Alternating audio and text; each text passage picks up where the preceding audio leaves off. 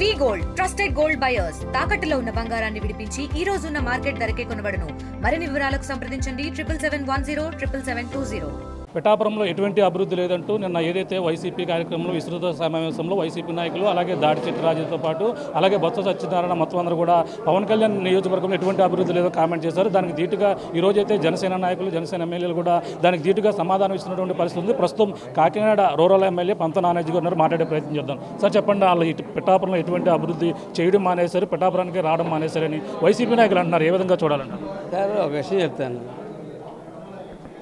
పవన్ కళ్యాణ్ గారు పిఠాపురం రావడం మానేసాడు అన్నది అబద్ధం. ఎందుకంటే ఆయన ప్రతి నెల ఖచ్చితంగా ఏదో టైంలో వస్తూ ఉన్నారు.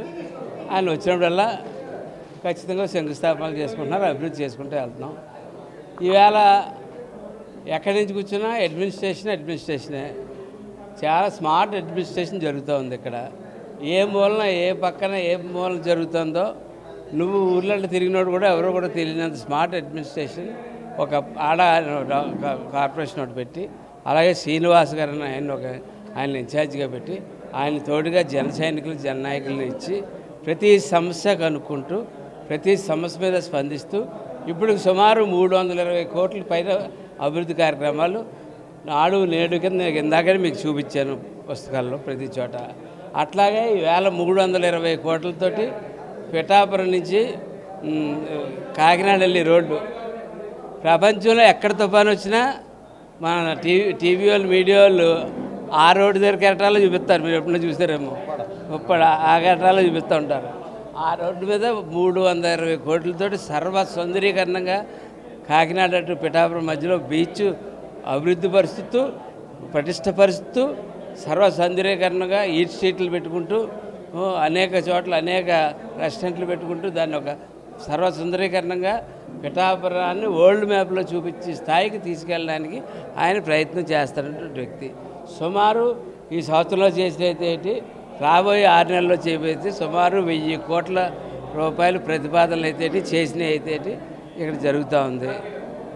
నువ్వు ఏ రోజన్నా పులివెందులకి వెళ్ళినప్పుడు ఇటువంటి కార్యక్రమాలు చేసావా? నీ తండ్రి సమాధి పేరు చెప్పి అక్కడికి వెళ్ళి నీ ఆస్తుల పరిరక్షణ గురించి నీ ఆస్తులు ఎక్కడెక్కడ ఉన్నాయో ఇంకో ఎకరం కలుస్తుందా, దానికి ఆ మూల మీద పడితే ఇంకో 100 ఎకరాలు కల్పించుకుందామా, ఈ మూల మీద పెడితే ఇంకో 100 ఎకరాలు తీసుకుందామా, ఈ అనుబాబులు అటువంటి పార్టీలో ఉన్నాడు ఇటు దగ్గర 10 లక్షలు లాగేద్దామా 50 లక్షలు లాగేద్దామా ఇలాంటి వాళ్ళని అందరినీ పీల్చి చేసేసి ఆ కార్యక్రమం మీద అతను చేసుకుంటూ వెళ్తున్నాడు. ఇతను ఒక అభివృద్ధి అనే కార్యక్రమం మీద చాలా చక్కగా చేసుకుంటూ ముందుకు వెళ్తా ఉన్నాడు. దట్టు ఇంకో విషయం ఏంటంటే ఇవాళ పవన్ కళ్యాణ్ ఉప ముఖ్యమంత్రి బాధ్యత 5-6 శాఖలు ఒకటే కాదు చేస్తూ ఉంటా. 5-6 శాఖలకి 1 లక్ష రూపాయలు మించి డ్రైన్ పెట్టడానికి లేని పరిస్థితి వచ్చిందనుకోండి, దానికి ఒక ప్రతిపాదన మ్యాజిక్ డ్రైన్ చేస్తే ఎలా ఉంటుంది, మ్యాజిక్ డ్రైన్ తోటి నడిపి ముందు తీసుకెళ్తే ఎలా ఉంటుంది, ఎన్ఆర్జీసీలో కొన్ని రూల్స్ అడ్డు వస్తాయి, కొంచెం చేయకపోతే అందులో ఎంతవరకు ఎక్స్టెండ్ చేద్దాం, అందులో పశుపక్షాదులు ఎంతవరకు చూద్దాం. ఈవేళ మేము స్టార్ట్ చేసి వచ్చాం. పొద్దుటే సిరికల్చర్ ప్రతి చోట పళ్ళు ఉత్పత్తి పెద్ద ఎత్తున చేయాలి.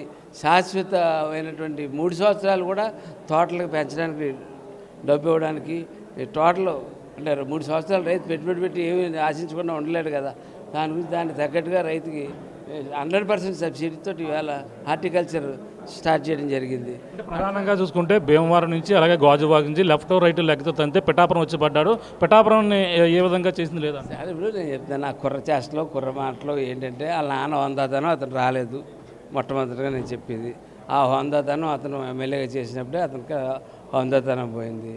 ఇప్పుడు ఇదే వ్యక్తి అతను ఓడిపోతాడని తెలిసి ఈ సీటు కావాలని మా చుట్టూ తిరిగి ఆ లెఫ్ట్ లెగ్ రైట్ లెగ్ చెప్తున్నాడు చూసారా, ఆ లెఫ్ట్ లెగ్ రైట్ లెగ్ పట్టుకున్న సందర్భం లేదా నేను అడుగుతా ఉన్నాను. మంగళగిరి ఆఫీస్ చుట్టూ రాత్రులు వచ్చి ఆ 2 కాళ్ళు పట్టుకోవడానికి చేసిన ప్రయత్నం అవునా కాదా అని చెప్పి ఒక్కసారి అవునా అంతకుమించి నేనేమో ఆశించట్లేదు. నన్ను ఏమన్నా అంటే అనమానండి, అవునా కాదా అని చెప్పమానండి. అవునా కాదా అని చెప్తే తర్వాత నేను స్పందిస్తాను. ప్రధానంగా గంజాయమయంగా మారిందని కూడా చెప్పుకొస్తున్నారు మొత్తం అంతా కూడా.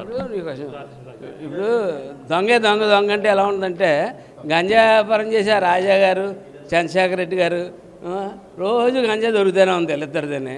ఆ వ్యాపారం చేసేది ఏజెన్సీకి మొదగా ఆయన పంపితే ఈయన దగ్గర పంపుతాడు. ఈయనేమో డిస్ట్రిబ్యూషన్ ఏం చేసుకుంటాడు. మామూలు మన కార్లు కదా డిస్ట్రిబ్యూటర్, హోల్సేల్ డిస్ట్రిబ్యూటర్, మళ్ళీ రిటైల్ డిస్ట్రిబ్యూటర్ లాగా దీనికి కూడా అంతే ఒక సిస్టమ్ తయారు చేస్తారు వీళ్ళు. ఆ సిస్టమ్ బ్రేక్ చేసుకుంటూ వస్తూ ఉన్నాం. కొన్ని కుటుంబాలను దాని నుంచి కాపాడుకుంటూ వస్తూ ఉన్నాం. అవసరమైతే ఎంత తీవ్రమైన పనిష్మెంట్ అని ఇమ్మని చెప్పి మన ఎస్పీ గారిని ఒక రిక్వెస్ట్ చేయడం చేశాను. ఎందుకంటే నేను చూశాను ట్రస్ట్ హాస్పిటల్ దగ్గర కత్తులు పట్టుకుని నడుచుకుని వెళ్తూ ఉన్నారు ఆ గంజాయి మత్తులో. అది ఎన్ని కుటుంబాలకు ఆ ప్రమాదం వస్తుందో తెలియదు. అటువంటి అన్నీ మప్పిసి వెళ్ళిపోయారు. అట్లన్నింటినీ కూడా బయటకు ఒక దాంట్లో నుంచి బయటకు తీసుకొస్తున్నాం. ఈవేళ పీడిఎస్ని అంత షిప్ సీజ్ చేసి అంత వ్యవస్థ చేసి కంట్రోల్ చేస్తే జాయిగా మళ్ళీ చంద్రశేఖర్ రెడ్డి గారు మళ్ళీ దిగిపోయాడు. ఈవేళ 11 టన్నులు ఈవేళ పగడాలపేటలో పట్టించుకున్నాం. 11 టన్నులు పీడిఎస్బీ మళ్ళీ స్టార్ట్ అయిపోయింది. అంటే ఈ వ్యక్తులు నేరం చరిత్ర అలవాటైన వాళ్ళు ఆ నేరం చేయకుండా ఉండలేరు. కానీ మేము అడుగడుగున నిరంతరం మేము దాని మీద నిఘా ఉంటారు. ఎట్టి పరిస్థితుల్లోని ఈ వ్యక్తుల మీద నిఘా వదలకుండా ఉన్నాం. గంజాయి కానీ పీడిఎస్ రైస్ కానీ ఇటువంటి వాటి మీద ఉక్కు పాత వేసి పెట్టి నిలిపేస్తాం. Thank you. చూస్తున్నా ఇది పరిస్థితి. ఏదైతే నిన్న వైసీపీ నేతలు మాట్లాడినటువంటి కామెంట్స్కి అయితే ధీటుగా ఈరోజు సమాధానం ఇచ్చారు. కాకినాడ రూరల్ జనసేన ఎమ్మెల్యే పంతం నానాజీతో పాటు ప్రధానంగా ఏదైతే దాటిశెట్టి రాజాతో పాటు అలాగే జక్కంపూడి రాజా అక్కడ ఏదైతే భీమవరం గాజువాకలో కూడా ఈ లెఫ్ట్ రైట్ లెగ్గతో తనితే పిఠాపురం వచ్చి పడతానో దానికైతే ధీటుగా సమాధానం ఇచ్చారు. అదే పవన్ కళ్యాణ్ వద్దకైతే నువ్వు జనసేనలో చేరేందుకు ఓడిపోతావని తెలిసి అక్కడికి చేరేందుకంతా కూడా మీరంతా కూడా ప్రయత్నాలు చేయలేదా అనేది కూడా పంతం నానాజీ కూడా జక్కంపూడి రాజాకైతే సవాల్ విస్తున్నటువంటి పరిస్థితి ప్రధానంగా ఉంది. ఏదేమైనా పిఠాపురంలో అభివృద్ధి చూసి వారవలేక ఈ విధమైనటువంటి వైసీపీ కామెంట్ చేస్తుందంటూ కూడా మొత్తం జనసేన నాయకులతో పాటు అలాగే ఈరోజైతే కాకినాడ రూరల్ ఎమ్మెల్యే పంతం నానాజీ కూడా ధీటుగా సమాధానం ఇచ్చినటువంటి పరిస్థితి ప్రధానంగా ఉందని చెప్పాలి. ఇది కూడా తాజా పరిస్థితి. కెమెరా అనిల్తో ప్రకాష్, RTV పిఠాపురం నుంచి. ఇండియా పాకిస్తాన్ తాజా అప్డేట్స్ కోసం డౌన్లోడ్ చేసుకోండి RTV లైవ్ యాప్.